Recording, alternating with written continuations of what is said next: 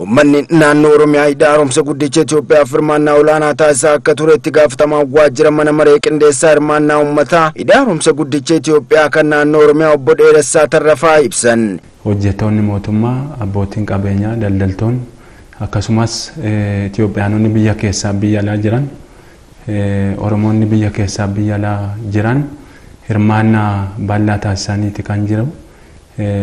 Bittaa boondiitiin bifa garagaraan qabeenya qaban gumaachaniiti boondii bitaniiti kan jiru. Kanarraa ka'ee hanga ammaatti akka naannoo keenyaatti naannoo biiliyoona 1.86 hanga ammaachuudha. Biiliyoona 1 miiliyoona 800 miiliyoona 56,103 duwwaa 42 jechuudha. Waliigala fiigariin yeroo ta'u akka naannoo keenyaatti hanga ammaatti bifa bittaa boondiitiin qabeenyi rees ta'e jechuudha. Kan akka biyyaatti biiliyoona 13.3 sana keessaati sheeriin keenya naannoo biiliyoona 2 ta'a jechuudha. Kanaaf hirmaannaa guddaati kan taasifamee jiru. Yeroon keessa jiru murteessaa waan ta'eef xiqqeen xumursiisuuf hirmaannaa cimsuun barbaachisaadhas jedhan. Qaamoleen adda addaa dhiibbaa gochuuf akka inni ammas harkifatu, even akka inni dhaabbatu. Dhiibbaan garagaraa jira. Kun immoo keessumatti uummata keenya xiqqii irra caalaa keessa kan gashudha.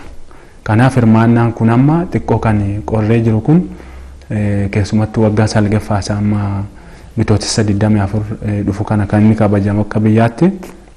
Kanaaf sana sababa goone akka biyyaattis akka naannoo keenyaattis naannolee hundumaatti sochii guddaatti taasifamaa jechuudha. Sababa kana sababeeffachuutiin keessumattuu torbee boondii kan jedhuun laawunchi taa'ama gaafa 15 bitootessa 15 irraa eegalee hanga 24tti torbeen bittaa boondii akka biyyaatti laawunchi ta'a jechuudha. Kun naannoo keenyas ni ilaallata jechuudha. Akkuma waliigalaatti gaggeeffama waan ta'eef qaamoleen hawaasaa garagaraa bittaa boondii irratti akka hirmaatan. Lammiileen Itoophiyaa biyya alaa jiraatan hojii dippiloomaasii dabalatee akkuma duraanii bittaa boondiinis hirmaannaa isaanii cimsuu akka qaban waamicha dhiyeessan. Fedhiin mootummaa Itoophiyaa fi uummata Itoophiyaa Gibxis ta'e Sudaan biyyoota dhangala'aa Naayil keessa jiran miidhuu miti.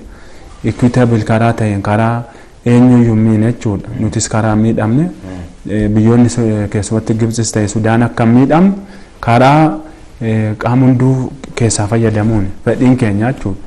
Isuma kana addunyaa irratti promote gochuu jechuudha. Interestii keenya kana akkuma Gibxi interestii mataa ishee tamma isheen tarkaanfachiisaa jiran hayyoonni ishee jechuudha.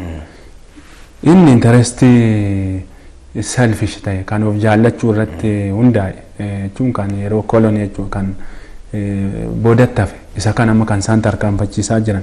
Nuti garuu dhugaa qabannee haqa qabannee haqa kanaan garuu defend gochuun nurra jira. Keessumattuu hayyoonni keenya hayyoonni sablammootaa diaasporaa ta'anii jararraa muuxannoo jaraa kan dhugaa qabataniiti dhugaa uummanni kun biyyi kun qabu qabatanii tokko isa kana hojjechuudha.